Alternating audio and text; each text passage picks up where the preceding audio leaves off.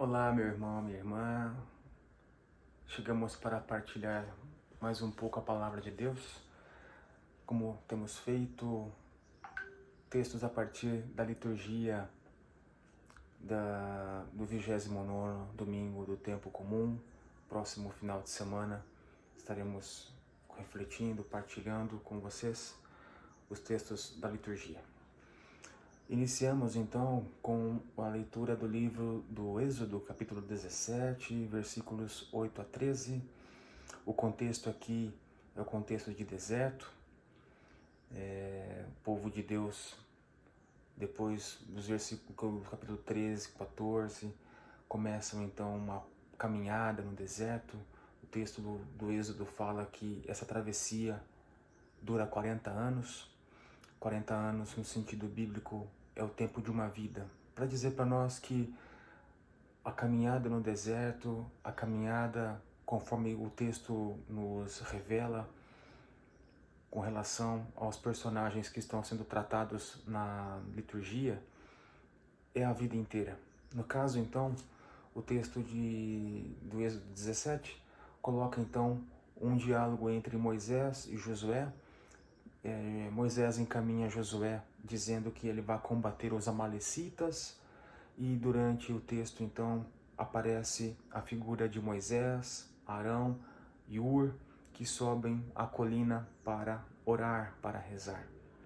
Enquanto Josué batalha, faz a sua batalha, a sua luta contra os amalecitas, Moisés, Arão e Hur estão em oração na colina.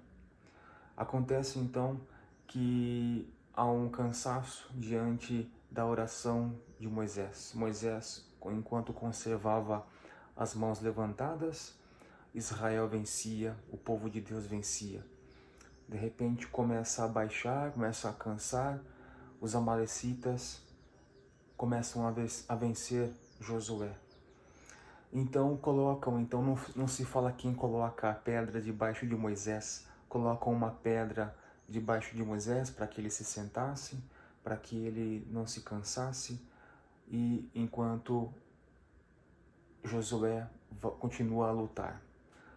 Arão e Hur estão também ao lado de Moisés, auxiliam Moisés, auxiliam as mãos de Moisés para que continue a orar, para que continue a sustentá-lo na oração. Ou seja, a comunidade que reza junto com Moisés. É a comunidade que acompanha Moisés na oração, em oração. Ou seja, para dizer para nós que essa travessia, esse deserto, essa passagem é uma passagem contínua. A oração é uma necessidade contínua da vida da igreja. Esse deserto que nós atravessamos e que vai demandar de nós também a força da oração, necessita que a comunidade seja sustentada na oração. E é a oração que faz a comunidade que luta, que batalha nas dificuldades do dia a dia, nas travessias do deserto. É a oração que sustentada por Moisés e pela comunidade, que vai fazer-nos enfrentar os desafios da travessia, os componentes da travessia, as rejeições da travessia. Ou seja, a travessia do deserto demanda uma vida também ligada, vinculada à oração. A oração é um componente necessário, vital e essencial para que nós atravessemos os desertos que nos são inerentes em nossa existência, em nossa vida, né? Ou seja, diante da fadiga da oração, diante da fadiga da travessia, com todos os componentes da travessia, os componentes da luta, nos são necessários também o apoio da comunidade orante, a comunidade que nos acompanha nessa oração, né? Ou seja, a palavra deserto na Bíblia é uma palavra bonita que vem próxima de Dabar, né? Debarim. O deserto também é o lugar da palavra, é o lugar onde nós seremos sustentados da palavra. É o lugar dos desafios? Sim, mas também é o lugar onde a palavra está presente nas dificuldades do dia a dia. A palavra deserto no hebraico, então, tem uma profunda relação como lugar da palavra, né? Nesse sentido, o Evangelho do capítulo 18 de São Lucas tem uma profunda relação com o texto da semana passada e também faz um vínculo intenso com o texto da semana que vem, né? Que vai então trazer a figura de um publicano e de um fariseu no templo. Mas esse texto aqui então está centrado numa viúva que está a pedir justiça, a fazer justiça diante de um juiz. O juiz, né, se revela um juiz que não é temente a Deus e que também não respeita homem algum. Nós sabemos que a figura da viúva é uma categoria junto com os pobres, com os estrangeiros, vinculada à categoria dos mais empobrecidos, né? É a pessoa que na tradição judaica simboliza alguém que está numa máxima situação de vulnerabilidade, privada então de qualquer status social, muito vinculada à pobreza, ao desamparo, numa situação, né, de uma sociedade patriarcal que fazia com que a mulher fosse alguém, né, na sociedade, era a figura do marido. Na falta deste, a mulher vai ficar em total desamparo, né? Eu acho que o símbolo maior desta, né, viúva seria a viúva de Naim, capítulo 7 de São Lucas, 11 a 17, né? Aquela mulher está indo enterrar seu filho, ou seja, na falta do marido já estaria em desamparo e ainda mais agora sem a presença do seu filho, né?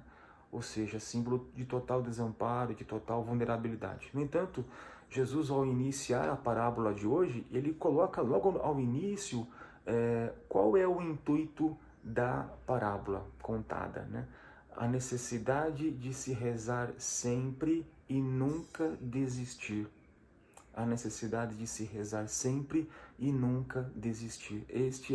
Esta é a motivação de Jesus, este é o mote principal de Jesus com relação em contar esta parábola. E vai então dizer ao decorrer da parábola como que procede essa viúva, né? Então é necessário que ela rogue, peça, insista, seja perseverante na oração ou ligada à viúva junto ao juiz, perseverante no pedido de fazer justiça contra o adversário dela. Então, a motivação maior é de que a igreja, cada um de nós, sejamos insistentes, perseverantes na oração, e perseverantes na oração para que sejamos atendidos por Deus. Então aqui continuamos a dizer, né? E o juiz vai ser então, não digo que sensibilizado, mas a motivação dele em fazer justiça para a viúva é que ela não aborreça e não venha agredir o juiz. Não tanto há uma sensibilidade da parte do juiz, mas a preocupação dele em não manchar a sua imagem, não ficar com a sua imagem tocada diante da situação de insistência, de perseverança desta viúva que persevera em fazer o pedido, em rogar ao juiz para que faça justiça contra o adversário. E então vai ser interessante a provocação que Jesus faz ao concluir esta parábola, né? Escutai o que diz este juiz injusto, né? Ou seja, se Deus, né, se esse juiz que faz justiça para com a viúva que é insistente, muito mais Deus fará justiça, vai ser ouvinte destes que rogam, que pedem, que gritam dia e noite por ele. Será que vai fazer esperar?